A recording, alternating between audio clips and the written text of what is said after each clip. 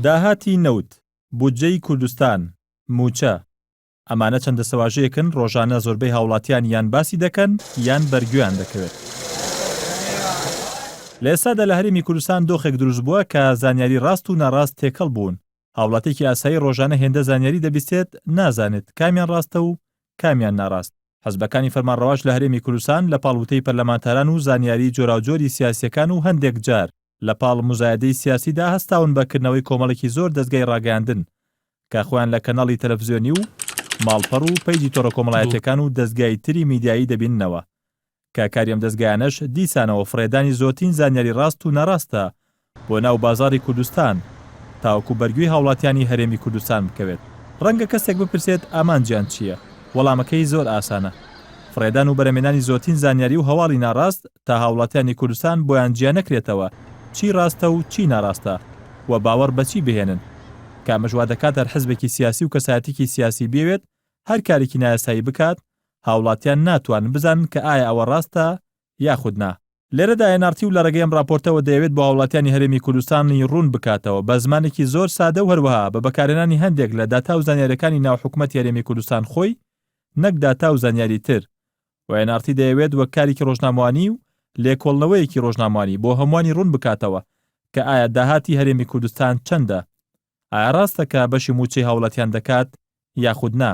و پێشەوە NRT ئەم زانیاریانە بخاتە ڕوو کە خۆی زانیاری فەرمی حکومەتن ئەوە بە پێویستی دەزانێت کە بۆ هەموو لایەک و هەموو هاوڵاتێکی ڕوون بکاتەوە کە مەبەست لەم راپۆرتە تەنها یەک شتە ئەوی شەفافیەت و خستنە ڕووی زانیاریی دروست و ڕاست لە نێو هەزاران زانیاری ناڕاستی ڕۆژانەدا.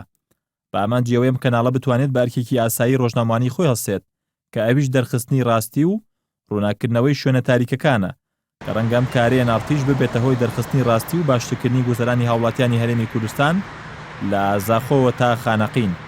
ئیتر هاوڵاتی خۆی ئازادە خۆی بڕیادەدات کە ئایا ئەم زانیاریانە سوودی هەیە بۆ ئەوی هاوڵاتی یاخود نا. پرسیاری یەکەم، ئایا مانگانە داهاتی هەرێمی کوردستان چەندە؟ داهاتی کوردستان خۆی لە دوو سەرچاوی سەرەکی دەبینێتەوە. داهاتی سەرچاوە سروشتیەکان، نەوت، غاز. داهاتی ناوخۆ، گومرگ، باج، ڕسومات، غەرامە. داهاتی یەکەمیان کە سەرچاوە سروشتیەکانەوە لە سێ ڕێگاوە دەست هەرێم دەکەوێت. ئەلف، فرۆشتنی نەوتی هەرێم لە ڕێگای بۆری نەوتەوە بۆ بەندەری جێهانی تورکی کە مانگی سێپتەمبەری ڕابردوو وەزارەتی سامانە سروشتیەکان خۆی ڕایگەاندووە نزیکەی 600,000 بەرمیلیان فرۆشتووە کە هێشتا نازانرێت ئایا ئەم داتایە ڕاستە، چەند فرۆشراوە، بە کێ فرۆشراوە، بە چەند فرۆشراوە. بەڵام ئەگەر گریمان ئەم داتایی سامانە سروشتیەکان خۆی ڕاست بێت ئەوە داهاتی ئەو نەوتە نزیکەی 610 ملیۆن دلار دەبێت. مانگانە کە وەزارەتی سامانە سروشتیەکان ڕایگەاندووە فرۆشتنی نەوتی مانگینۆ بای 611 ملیۆن دلار بووە. بە فرۆشتنی نەوت و غاز بەهۆی تانکەرەوە لە ڕێگەی ئێران و تورکیاوە، ئامەش لە ڕێگەی چاودێریکردنی هەر چوار مەرزی باشماغ، پەروێزخان، حاجی ئۆمەران و برایم خەلیل. NRT زانیوێتی کە ڕۆژانە بە تێکرا 840 تانکەر ئەودی و ئێران و تورکیا دەکرێت کە دەکاتە نزیکەی 230,000 بەرمیل لە ڕۆژێکدا کە داهاتی ئەمیش دەکاتە نزیکەی 248 ملیۆن دلار لە مانگێکدا. جیم، فرۆشتنی نەوت بە پاڵەوەکانی ناوخۆ کە ڕۆژانە بە پێی و بەڵگەنامانەی دەست NRT کەوتو نزیکەی 80,000 بەرمیل بە تەنها دەدرێت بە پاڵەوگەی کەڵک و بازیان بە نرخی جیانی برێند ناقص 4 بۆ 10 دلار کە داهاتی ئەمیش دەکاتە نزیکەی 100 ملیۆن دلار. کەواتە کۆی داهاتی هەر سێ سەرچاوەکەی سامانە سروشتیەکان دەکاتە 958 ملیۆن دلار. بە پێی ژمارانەی وەزارەتی سامانە سروشتیەکان بڵاوی دەکاتەوە NRTیش بە دۆدەچوونی بۆ کردووە هەرچەندە هەندێک سەرچاوی بیانی ئاماژە بەبوونی داهاتی زیاتر دەکەن. وارچی تایبەتە بە سەرچاوی دووەم کە داهاتی ناوخۆیە ئەوە پێش زیادکردنی باج و هەوڵی حکومەت بۆ زیادکردنی داهاتی ناوخۆ و سەرباری ئەوەی بەردەوام لە یەکێتی و پارتی تۆمەتبار دەکرا کە بەشێک لە داهاتی ناوخۆ دەشارنەوە و تەسلیمی حکومەتی ناکەن، ئەوە هێشتا ماگانە داهاتی ناوخۆ زیاتر بووە لە 150 ملیۆن دلار.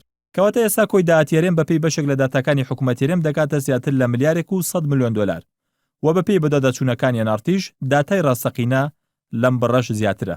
ئەگەر گریمان داتاکانی حکومەت و سامانە سروشتیەکان ڕاست بن و داهاتی هەرێم نزیکەی 1 ملیار و 100 ملیۆن دلار بێت ئەوە موچەی فەرمانبەران چەندی پێویستە و جاران چەندمان لە بەغداوە بۆ داهات. ساڵی 2012 کە ئەو پەڕیگەشەی ئابووری بوو لە هەرێمی کوردستان و فەرمانبەران تەواوی موچەی خۆیان وەردەگرت و هەروەها سلفەی زەواج و سلفەی خانوبەرە و بەرنامەی تواناسازی و چەندین جۆری تری هاوکاری حکومەت هەبوو بۆ وڵاتیان. ئەوە بودجەی هەرێم لە مانگێکدا کە لە بەغداوە بۆی دەهات 1 ملیار دلار بوو. بەڵام لە ئێستادا و لە ساڵی 2016دا داهاتی هەرێم مانگانە ملیارێک و 100 ملیۆن دلارە واتە 100 ملیۆن دۆلاری لە ساڵی 2012 ئەو بودجەیە زیاترە کە بەغدا دەینات بۆ هەرێم کەچی فەرمانبەران نەک موچەی تەواو وەرناگرن بەڵکو نیوە موچەکەشیان لە کاتی خۆیدا پێنادرێت. پرسیاری دووەم، ئایا ئەگەر بودجەی هەرێم ئێستا مانگانە 1 ملیار و 100 ملیۆن دۆلار بێت ئەوە موچەی فەرمانبەران چەندی پێویستە؟ موچەی فەرمانبەران جاران و پێش سیستەمی پاشەکەوت مانگانە 650 ملیۆن دۆلاری پێویست بوو. ئێستاشدا نزیکەی 400 ملیۆن دۆلاری پێویستە لە مانگێکدا. واتە حکوومەت هەرێم نەک دەتوانێت نیو موچە بدات لە کاتی خۆیدا بەڵکو دەتوانێت هەموو مانگێک لە کاتی خۆیدا موچەی تەواوی جارانی فەرمانبەران بدات بە بێ ئەوە هیچ بڕەپارێکیان لێ ببڕێت بە مەبەستی پاشەکەوت و نەک موچە بەڵکو مانگانە زیاتر لە 500 ملیۆن دۆلاری لێ دەمێنێتەوە کە بەشی پارەی بەڵێندەران و هەروەها بەگەرخستنەوەی تەواوی پرۆژەکانی هەرێمی کوردستان دەکات. بۆیە لە کۆتاییدا ڕەنگە هەندێک هاوڵاتی بپرسن باش ئەگەر داهاتی هەرێم هێندە زۆرە بۆچی حکوومەتی هەرێم موچە نادات و ئەم پارەیە بۆ کوێ دەچێت؟